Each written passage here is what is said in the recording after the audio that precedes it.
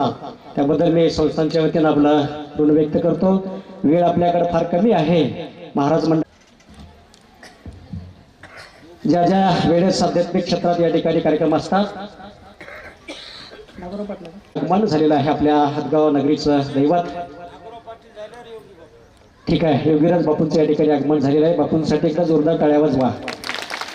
यानंतर मी नागोराव पाटील आलेगावकर दत्तभक्त परायण यांना विनंती करतो, कृपया आपण या सभेला संबोधित करावं।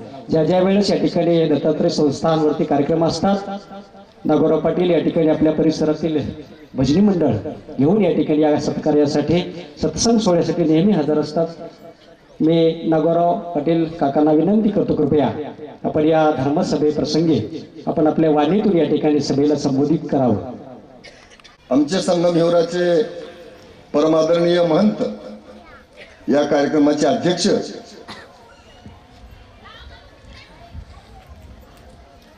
एवढ्या मोठ्या भव्य दिव्य कार्यक्रमाचे आयोजक आणि दत्तबर्डी संस्थानचे महंत श्री श्री 1008 गोपाळगिरीजी महाराज, व्यासपीठावर बसलेले सर्व नांदेड जिल्ह्यातून, विदर्भातून,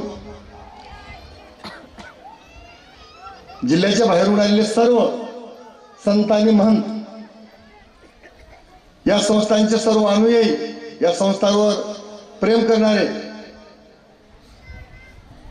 वेळ प्रसंगी महाराजांच्या शब्दाला प्रमाण मानून या संस्थांकडे धाव घेणारे सर्व गुरुभक्त आणि या समोर बसलेल्या खूप मोठ्या संख्येने उपस्थित असलेल्या अनुसया माता मंडळाच्या आमच्या मातोश्री, सर्व महिला मंडळी उपस्थित, सर्वांना मी माझ्यातर्फे आणि नांदेड जिल्ह्याच्या कृपा सिंधू समूहाच्या तर्फे कोटी कोटी प्रणाम करतो आणि माझ्या 2 शब्दाच्या वाणीला प्रारंभ करतो। मला जास्तीचं बोलायचं नाही, वेळ 10 मिनिटाचा आहे, मी 10 मिनिटं बोलणार आहे। घड्याळाकडे लक्ष ठेवा, 11 मिनिट लागलं की मला बोट दाखवा। प्रत्येकाचे विचार असतात, मला कोणाच्या विचाराच्या विरोधामध्ये एकही शब्द बोलायचा नाही, कोणाच्या मताचं खंडनही करायचं नाही, पण मला माझ्या संप्रदायाचं तत्वज्ञान काही सांगता येते काय, तेवढा मी माझ्या बोबड्या वाणीतून प्रयत्न करणार आहे। या मार्गाचं नाव आहे आनंद मार्ग आणि आनंद मार्गाच्या ज्ञानाचं नाव आहे परज्ञान।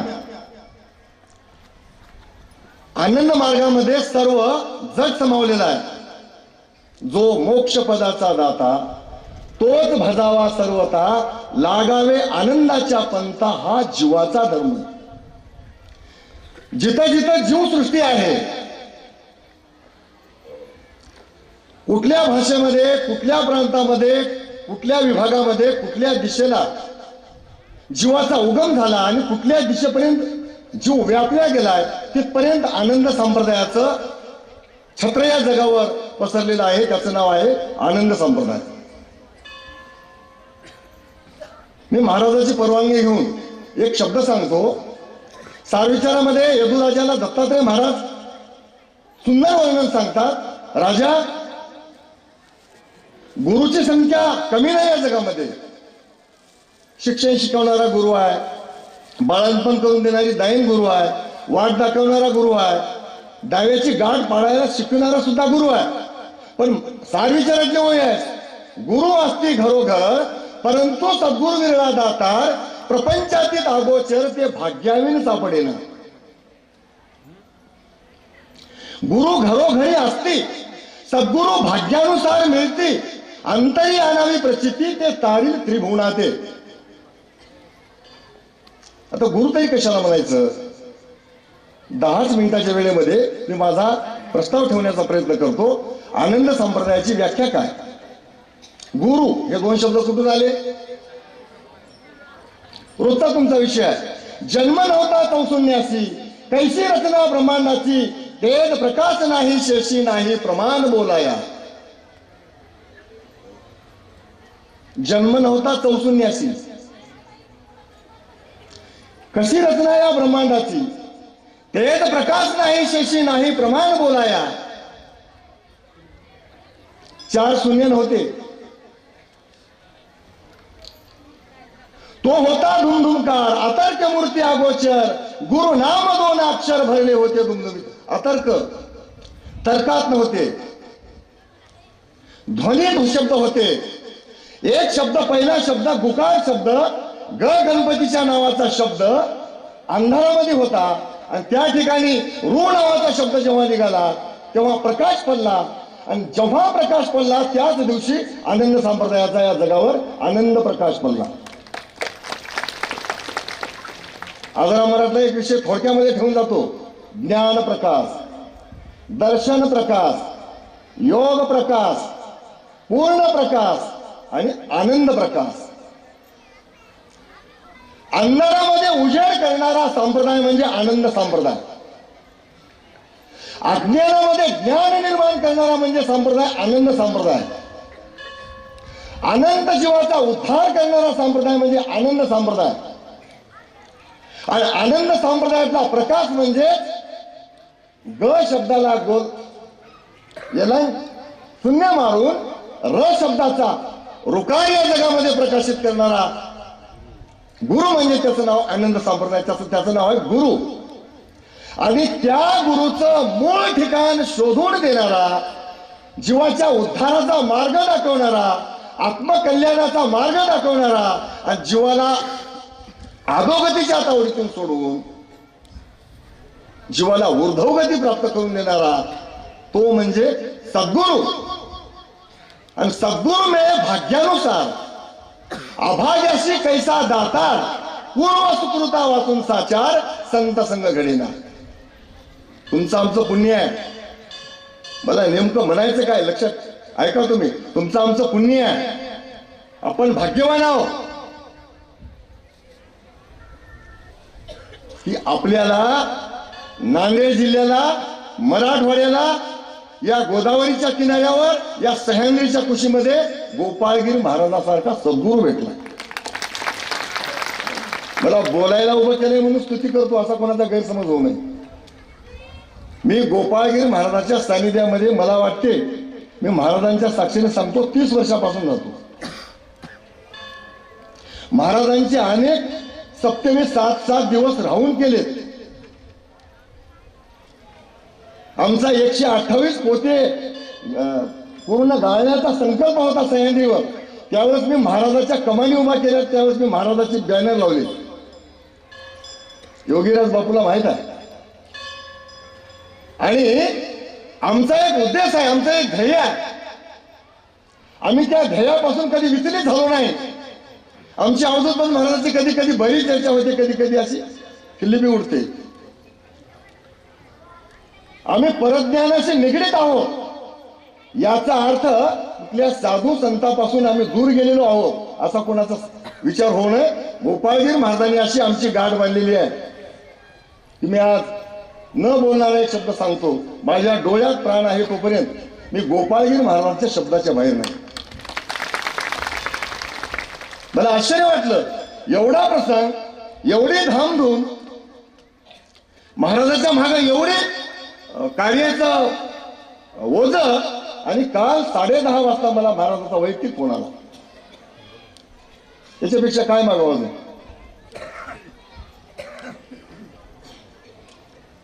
याच्या पुढे जाऊन मी तुम्हाला सांगतो.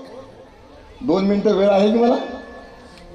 सत्य कशाला म्हणावं तर या जीवाच्या कल्याणाचा मार्ग शोधणं आणि या जीवाच्या कल्याणाकरता काय करावं लागते याची उपरती होणं, त्याचं नाव आहे सत्य. की जेणेकरून आमचा पाऊल चुकीच्या मार्गाने पडणार नाही, त्याचं नाव आहे सत्य. आणि जगाच्या पाठीवर, विश्वाच्या पाठीवर एकच सत्य आहे की ज्या नामी होतो जीवाचा उद्धार आणि तोच निजसार कानी सांगा. ज्याच्या नामानं जीवाचा उद्धार होतो तोच एक मालक सत्य आहे, बाकी सगळं मिथ्य आहे. सत्य. आता सोच काय तर ज्याच्या नामानं जीवाचा उद्धार होते त्याच्याकडे जाण्याचं कार्य म्हणजे सोच. त्याला प्राप्त करून घेण्याचं कार्य म्हणजे सोच. काय केल्याने ते प्राप्त होईल त्याचा विचार, आणि ते प्राप्त होईपर्यंत मी चुकीचं वर्तन करणार नाही त्याच्यावर ठेवलेला विश्वास, आणि त्याला प्राप्त करून घेतल्याशिवाय देवल्य ऋषी सारखं सह्याद्रीला देवल्य ऋषीने तसा देव आणला, तसा माझ्या गोपाळगिरी महाराजांचा प्रयत्न आहे. एके दिवशी दत्तवर्णीवर दत्तात्रय प्रभू आले पाहिजे. याचं नाव आहे निश्चय. याचं नाव आहे निश्चय. हे धर्माचे 4 पाय. आता धर्माचे 7 लोचन डोळे. सत्य. परस्त्रीकडे बघितलो काय, कोणाच्या धनाकडे बघितलो काय, कोणाच्या प्रतिष्ठेकडे बघितलो काय, कोणाचा कपडा बघलो काय, कोणाची गाडी बघलो काय, कोणाची घोडी बघलो काय, तिथं मन विचलित न होणे. सत्य काय बघायचं? एक भगवंत. सत्य. सोच. प्रत्येक शब्द बोलताना, प्रत्येक गोष्ट करताना विचार करून बोललं पाहिजे, विचार करून पाऊल टाकलं पाहिजे. त्याचं नाव आहे सोच. त्याच्या पुढे दया. कशाला म्हणावं दया? दया जिचे नाव भूताचे पालन, ताणलेल्या जीवन वना माझी. वाटेमध्ये एखादा प्राणी पडला असेल आणि पाण्यामुळे जर पाय खोरीत असेल तर त्याचं मुंडकं मांडीवर घेऊन त्याच्या मुखामध्ये जर आपण जर वंजलभर पाणी टाकलं आणि त्याने जर उठून आपल्या डोळ्यात एकत्र निघून गेला तर एका जीवाला अधोगतीतून सोडून आपण सद्गतीला लावल्याचं पुण्य होते. त्याचं नाव आहे दया. दया. आणि ते दया करत असताना जीव देण्याची जरी तयारी लागली तरी तिथून मागं न हटणं त्याचं नाव आहे दान. सत्य, सोच, दया, दान. आणि हे कृत्य करत असताना आमच्यासारखा जीव जर ग्रस्त आश्रमामध्ये असला तर त्यानं एक पत्नी असलं पाहिजे, आणि आमची समोर बसलेली माऊली जर असेल परमार्थामध्ये असेल तर तिनं एक पत्नी असलं पाहिजे, आणि संपूर्ण जीवन अहिंसेत असलं पाहिजे. माझ्या बोलण्यामुळे कोणाचं मन दुखी होणार नाही याची काळजी घेऊन प्रत्येकानं बोललं पाहिजे. त्याचे नाव आहे सप्तलोचन. सत्य, सोच, दया, दान, एक पत्नी, पतिव्रता, अहिंसा. मला आता जास्त बोलायचं नाही. धर्माचे 10. दया, माया, कृपा, करुणा, निर्लोभ दाता, भय, शोक, मान रहित, सरळ. 10 पैकी 10. 10 पैकी 10 आहेत. मोक्षाला जाणाऱ्या व्यक्तीकडे असायला पाहिजे, आणि ते आमच्या गोपाळगिरी महाराजाकडे आहे. निर्लोभ दाता आहे, भय शोक मान रहित आहे, दया, माया, कृपा, करुणा आणि व्यक्ती सरळ आहे. गोपाळगिरी महाराजांचा एक स्वभाव अवधूतगिरी महाराज चांगलं बोलणाऱ्याला जवळ ठेवतात असं नाही. चांगलं बोलणाऱ्या माणसाला जवळ ठेवतात असं नाही, पाठीमागून काळ्या करणाऱ्यालाही जवळ ठेवतात. निंदकाचे घर हे पक्क गोपाळगिरी महाराजांच्या डोक्यामध्ये आहे. हे धर्माचे 10. आता एक विषय सांगून माझ्या वाणीला पूर्णविराम देतो. स्मरण, कीर्तन, भय शोक मान रहित आहे, दया, माया, कृपा, करुणा आणि व्यक्ती सरळ आहे. गोपाळगिरी महाराजांचा एक स्वभाव अवधूतगिरी महाराज चांगलं बोलणाऱ्याला जवळ ठेवतात असं नाही. चांगलं बोलणाऱ्या माणसाला जवळ ठेवतात असं नाही, पाठीमागून काळ्या करणाऱ्यालाही जवळ ठेवतात. निंदकाचे घर हे पक्क गोपाळगिरी महाराजांच्या डोक्यामध्ये आहे. हे धर्माचे 10. आता एक विषय सांगून माझ्या वाणीला पूर्णविराम देतो. स्मरण, कीर्तन,